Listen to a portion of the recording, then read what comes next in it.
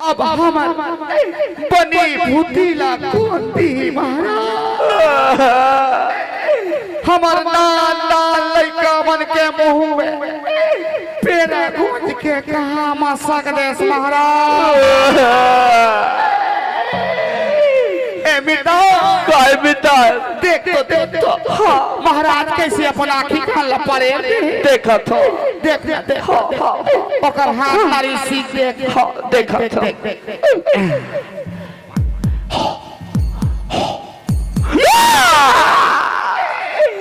साफ साफ करत ये नहीं लाफ लाफ करत अब तब के कर प्राण छुटिया